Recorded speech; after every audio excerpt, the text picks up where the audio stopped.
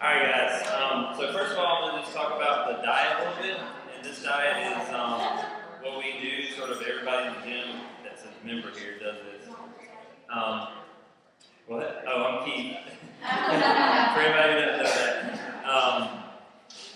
This is CrossFit Brunswick, I'm the owner trainer here. So for those of you who aren't members, we do this diet, pretty much everybody in the gym is on board with it, which is kind of cool.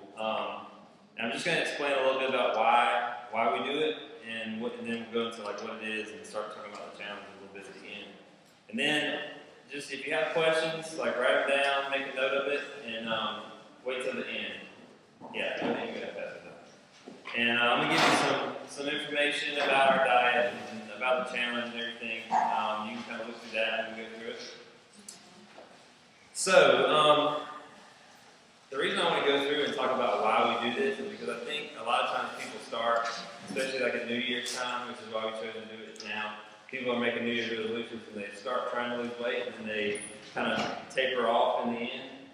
And so I'm going to go through and I think what happens is a lot of people just don't understand why they're doing what they do. Somebody tells them to eat this and not that, and they don't really understand why. So I want to talk about why we do it, and then I'm going to explain sort of what it is. So the first premise that we need to know here is that Mother Nature is not stupid. That's our premise for this whole thing. Basically, our diet is based on a hunter-gatherer society, what humans would eat in nature. So our whole, when I'm talking about all this stuff, just think about that principle, that Mother Nature is not stupid. The things that are in nature for us to eat are there for a purpose, and that's why our body responds in certain ways to that stuff. So, I want to start talking about why most diets don't work. I used to work in some big commercial gyms training, and I always heard that 90% of people who start a diet end up heavier than when they started. I don't know if that number is true, but I do know from reading some research that even in like clinical studies, people who start diets almost always end up heavier than when they started. And I think the reason this happens is because people don't understand what metabolism is or how to manipulate it. People try to do it the wrong way. Basically, all metabolism is not like something that's just in your body. It's just a set of chemical reactions. And what a lot of people don't understand is that the body will always try to maintain homeostasis, which just means balance. It's always going to try to maintain a balance. The first law of thermodynamics is how we always try to manipulate metabolism. It basically just says that energy can't be created nor destroyed, it can only change form. So that the calorie is basically just a measure of energy. So if we eat too many calories, those calories can't just disappear. The theory is that they have to be stored as fat, right? So what I always heard and even told my clients was, if you just cut 500 calories a day, that's 3,500 a week, 3,500 a week, or 3,500 calories equals 1 pound of fat, so you lose a pound a week. And what we see in the medical literature and in real life is that it just doesn't work like that. That equation is simple and it's great, it just doesn't work. So we need to kind of understand how we can change what we do to make it work a little bit better. So the reason this doesn't work is because our bodies aren't simple machines. Metabolic rate doesn't stay constant all the time. And what people don't understand is that calories in and calories out are dependent upon one another. So if you eat less calories, your metabolism will slow down, and eventually you'll stop losing weight, you'll get discouraged, and you'll go back to whatever you were before. And a lot of times it's heavier than when you started. And the same thing happens when you overeat, actually. If you overeat for a long period of time, same thing happens. You'll level out. A lot of you probably know people who've been overweight for 30 years and they've weighed the same weight for 30 years. This is called adaptive thermogenesis. This little chart that I have up here is from the Swedish.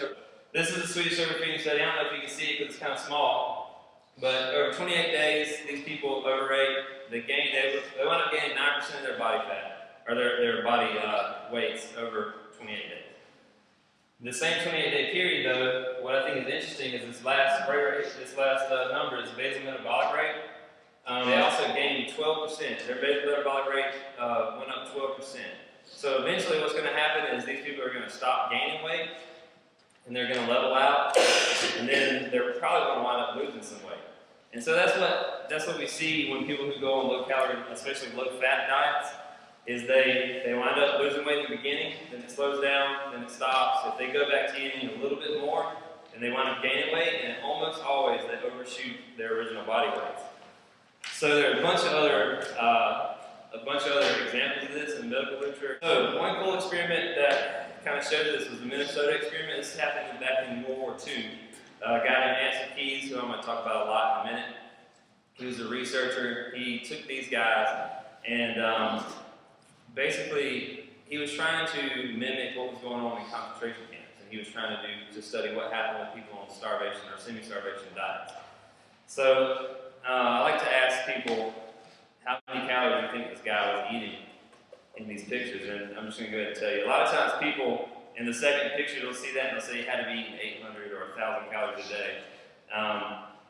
But what happened was he put these people on 12 weeks. They stayed in like closed conditions. They had to eat the food they were given, and they were fed 1,500 to 1,600 calories a day. Now, for most of us who go on low-calorie diets, that's not that low. A lot of people are on 1,500 to 1,600 calorie diets. The problem is, in real life, you're not going to stay on that diet for very long because you're going to be hungry, you're going to be tired, and this will happen to these guys. And they were forced to stay on it; they couldn't leave. So, and they were also forced to exercise.